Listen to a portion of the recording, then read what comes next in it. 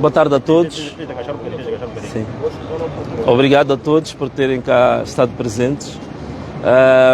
Nós solicitamos aqui a imprensa que era para dar a conhecer a submissão do anteprojeto da revisão pontual da Constituição da República relativamente à questão da bandeira nacional. E como vocês estão conscientes, nós promovemos praticamente nos últimos 10 meses uma auscultação muito aprofundada sobre a questão de um dos símbolos nacionais, que é a bandeira nacional.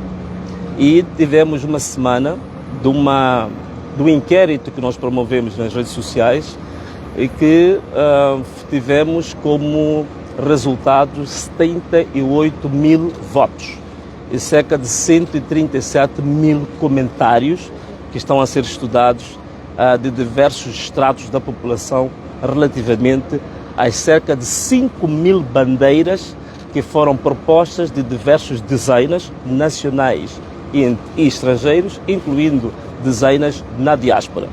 Destas 5 mil bandeiras foram selecionadas dentro dos 14 critérios básicos, 144 bandeiras, e das 144 bandeiras chegaram à final 3 bandeiras, das quais uma delas eu anunciei muito recentemente numa live, a bandeira vencedora, e que o vencedor vai granjear o prémio já anunciado de cerca de 5 mil dólares, 300 mil meticais. Para operacionalizar, para que isto não seja apenas um concurso mediático, virtual e digital, tivemos que submeter ao órgão que tem competência para tratar de assuntos relativamente à revisão da Constituição. Então hoje nós submetemos às entidades que têm iniciativa legal. Quais são? As bancadas parlamentares, com conhecimento naturalmente da Presidente da Assembleia da República e da Primeira Comissão e Terceira Comissões, que são comissões especializadas na matéria que a gente faz a proposta. Então era esta questão que nós queríamos apresentar aos jornalistas, mas antes de mais, eu queria dizer que este documento estará disponível à população, porque é um documento que traz várias matérias que vão não só ser informativas, mas também vão ser formativas e didáticas. Por quê?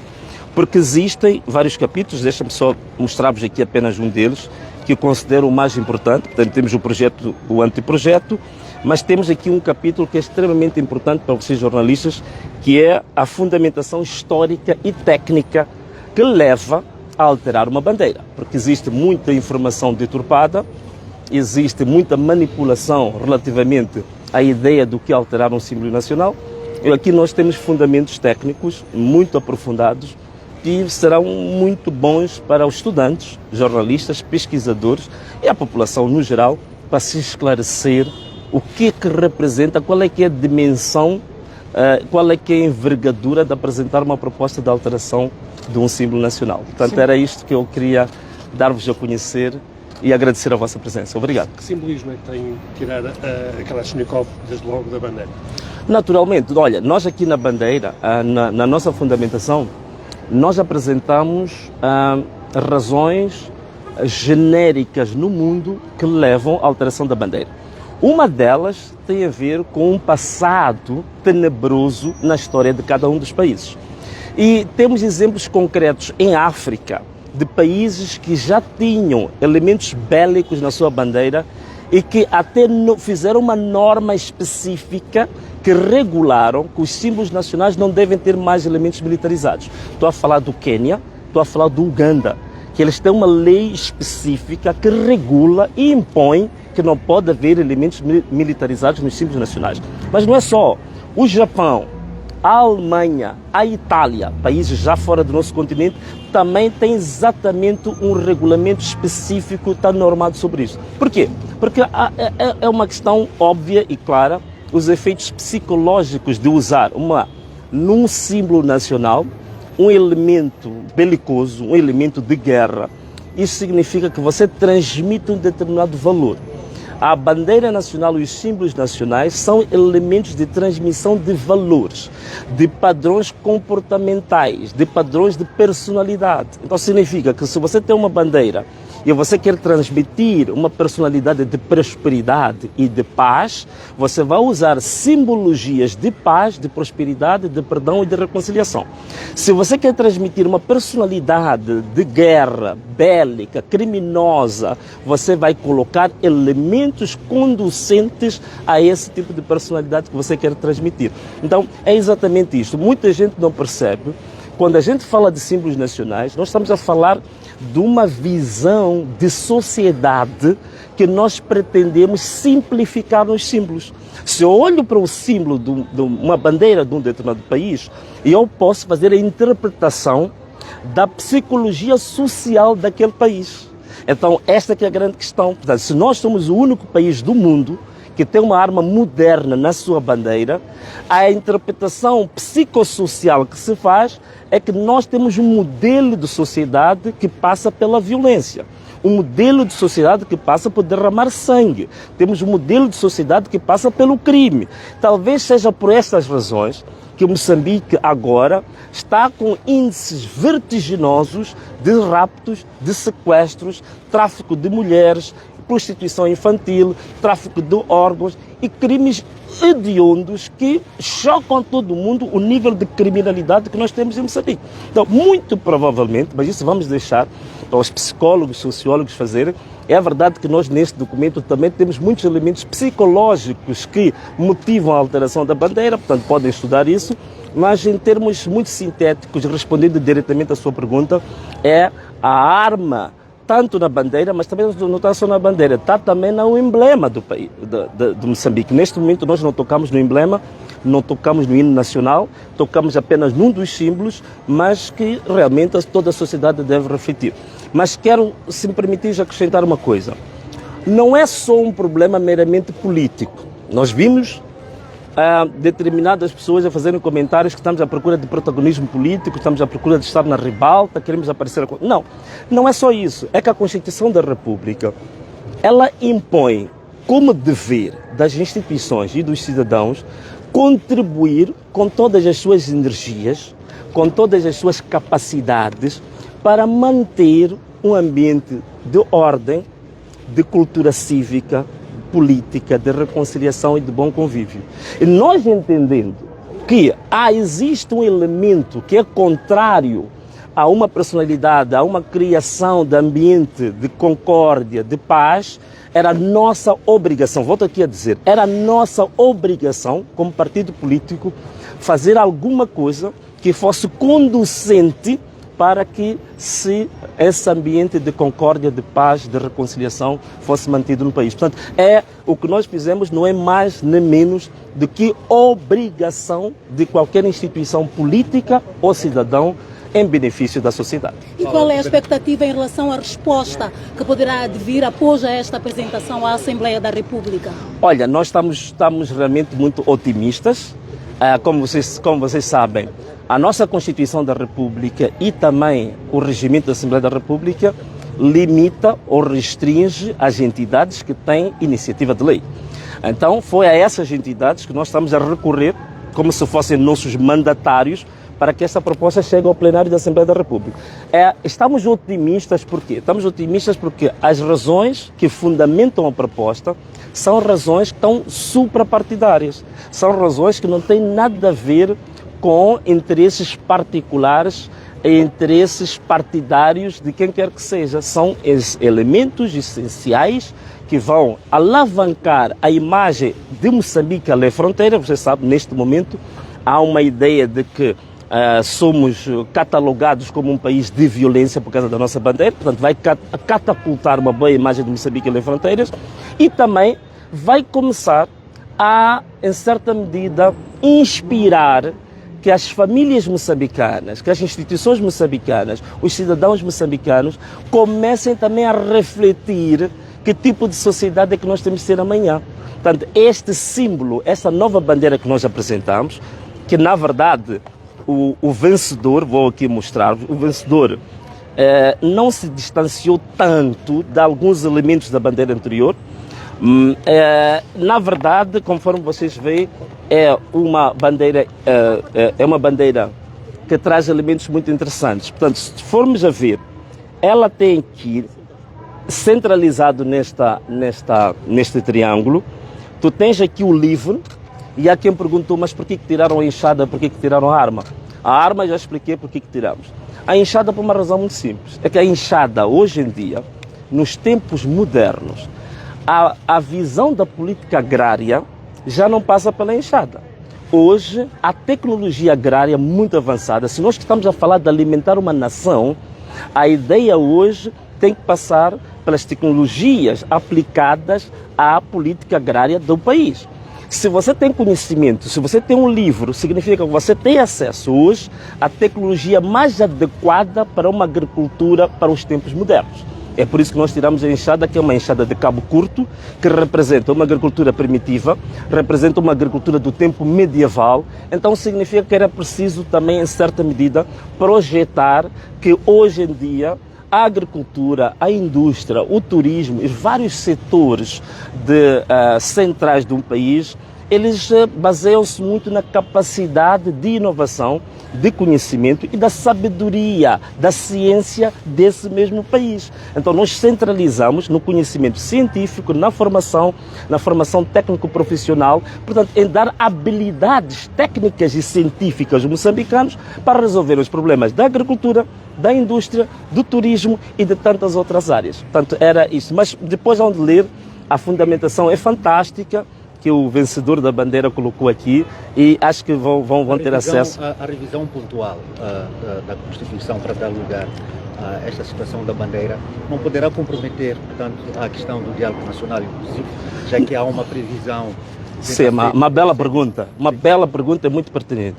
O que acontece é o seguinte: a COTE estabeleceu determinados termos de referência que vão ao diálogo. Nos termos de referência da COTE para o diálogo não tinham absolutamente nenhum ponto relativo aos símbolos nacionais.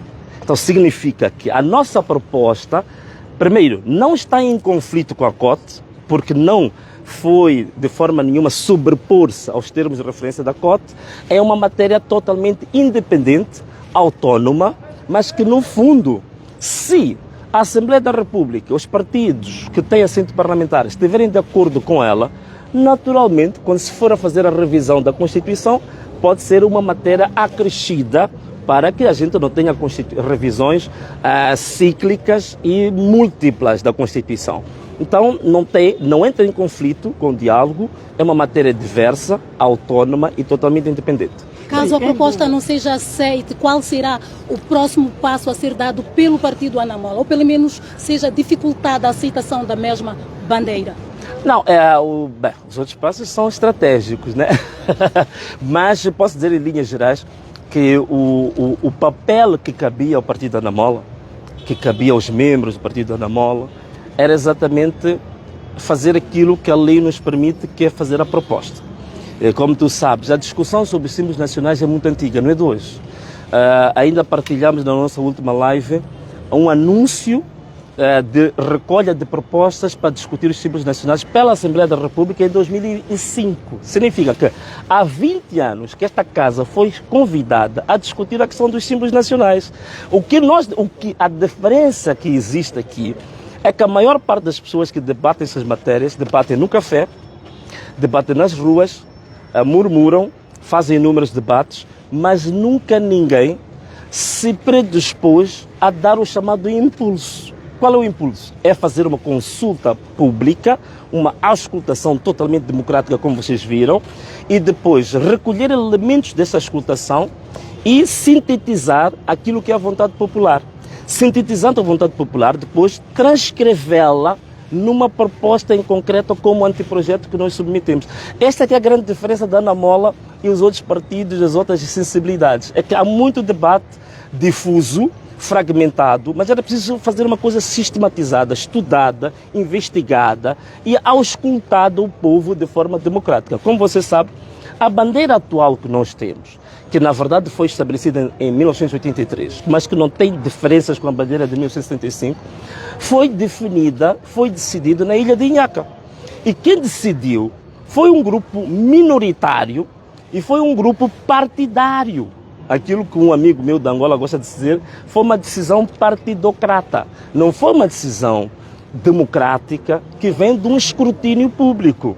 Portanto, significa que a própria bandeira que nós temos hoje é uma bandeira resultante de um processo de exclusão política, de exclusão social, de um processo profundamente antidemocrático. E mais grave ainda, esse era antidemocrático, mas proveniente de uma visão univolar sobre o país, porque foi um partido político no seio da imensidão de outros partidos que decidiu para todos os moçambicanos. Então, de fato, nós achamos que era importante também contribuir para uma visão mais democrática, de um método um pouco mais de escrutínio aberto e entender que as pessoas têm o direito de expressar a sua própria vontade e nós temos que respeitar como políticos, como jornalistas, como pessoas que somos chamados opinion makers, nós temos que ouvir e acatar a vontade do povo. Sim. Então, essa bandeira, na verdade, ela é o resultado exatamente da vontade popular. Deixa eu ver como é que a gente faz isto. Isto é assim, acho que é assim, tá certo. Então, para quem puder tirar uma fotografia... Há quem desconfie que essa substituição tem que virar? Por um livro seja essencialmente uma espécie de um atropelo à laicidade do Estado, porque o livro é muitas vezes conotado... Não, acho que é o contrário, querida. O livro é muitas vezes conotado como uma Bíblia, então há quem desconfie que a substituição da Enxada de Cabo Curto por um livro, este livro possa ter uma conotação de cunho religioso, apontando exatamente como uma Bíblia. Não, a palavra Bíblia é uma palavra grega que quer dizer livros. Então, quando a gente fala da Bíblia, na verdade, não estamos a falar de um livro que representa uma determinada fé concreta de um grupo. Estamos a falar de uma multiplicidade de livros que foram congregados numa coletânea. Eu acho que se nesse sentido o livro que ali aparece é um livro que representa os diversos saberes, as diversas ciências, as diversas sensibilidades provenientes do conhecimento. Então é só isso, não tem nada a ver com uma área específica, religiosa, setária, partidária. É o livro que simboliza o saber, o conhecimento, a técnica, a formação, a qualificação, a inovação, a tecnologia. Portanto, representa só isso, não mais do que isso. Após a apresentação da bandeira, mais uma vez, o senhor Dércio Alfazema... Sim, o meu aluno. Exatamente. Veio a público e deixou claro que se trata de uma violação à Constituição, uma vez que fora apresentada antes mesmo de se ter aceitação por parte desta instituição. Não, eu acho que ele precisa voltar a ler a Constituição da República, né? E eu teria muito prazer, se o Dércio Alfazema estiver a ouvir, de poder arranjar pelo menos uma hora da minha vida para lhe dar elementos e lições básicas sobre a Constituição. Coitado, ele tem deficiências muito graves, do ponto de vista cognitivo, mas não pensei que chegasse a essa que quase tocou o fundo do poço. Mas ele, que se estiver a ouvir, eu estou disponível a dar aulas básicas da Constituição, né? Sim, a relação, portanto, digamos, a carta que submeteu ao Presidente da República para poder se integrar, portanto, no diálogo público, já foi respondido? Não, ainda não, infelizmente, até esta altura. Essa é outra questão que nós ficamos admirados como instituições e sabe que a Presidência da República é um órgão de soberania, né? Então, como é que um órgão de soberania é interpelado de forma formal por escrito e não consegue, dentro dos prazos estabelecidos no direito administrativo, responder a um apelo de um cidadão, a um apelo de uma instituição política? Portanto, é realmente preocupante a forma como as nossas instituições estão sendo geridas e a fragilidade das nossas instituições muitas vezes começa exatamente aí. E até aproveito aqui também, vou colocar-vos outra questão. A próxima semana, provavelmente, eu volto aqui a esta casa, que é para trazer um pedido de insistência no âmbito da sua pergunta. Nós submetemos a esta casa uma revisão pontual da lei da maioridade civil, que era para reduzir a maioridade civil em Moçambique, que está em 21 anos, para 18 anos de idade. E até hoje, passado quase 2 meses, ainda não tivemos nenhuma notificação sobre a matéria. E é uma pena, porque nós temos muitos jovens hoje, 18 anos, 19 anos, que são empreendedores, são cientistas, são inovadores, são empresários, mas que não podem assinar contratos porque a nossa lei não permite para menores de 21 anos determinados privilégios civis. E isto é grave. Nós hoje temos jovens de 18 anos muito mais inovadores, muito mais qualificados que pessoas de 50 anos. Então, há uma fasquia de jovens dos 18 aos 21 anos, que é uma grande percentagem da população moçambicana, que está sendo impedida de mostrar o seu empreendedorismo, de mostrar a sua capacidade de inovar, de criar empresas, de fazer o país crescer, de gerar emprego, porque esta mesma casa não quer fazer aquilo que todos os países da região já fizeram. Hoje em dia, aqui ao nível da África Austral, o único país que a maioridade civil é 21 anos é Moçambique. Todos os outros países já mudaram para 18 anos. No mundo todo hoje já se mudou. Então, um país que precisa desenvolver, um país que precisa de usar a força dos jovens para multiplicar o desenvolvimento do país, não se pode dar ao luxo de impedir... Não pode dar-se ao luxo de impedir que esta fasquia da juventude possa desenvolver negócios, criar empresas, inovar. Eu acho que nós temos que ir embora. Sim, engenheiro Venâncio Molhado, eu não poderia deixar de fazer essa questão que tem a ver com os cartões de membro. Sim. Depois na auscultação que houve num passado bem recente, sim, o engenheiro Venâncio Molhado ter então esclarecido em relação aos cartões. Hoje, este mesmo povo mandou trazer-lhe um recado que é de gratidão, porque já tem os cartões na mão. Opa, muito eu, como obrigado. jornalista, gostaria de saber qual é o sentimento que carrega com essa este pergunta movimento de gratidão. Pode responder o meu secretário-geral, se puder. Desculpa, quem pode responder? O secretário-geral. Portanto, a questão central é o sentimento de gratidão do povo em relação a ter os cartões da Anamola. Portanto, quero saber a reação do partido em relação a isso, né? Exato, o secretário-geral pode... Muito obrigado, Presidente. Olha, a Anamola... Ela pedir uma foto para a Lusa. Que? Ela pedir uma foto da bandeira.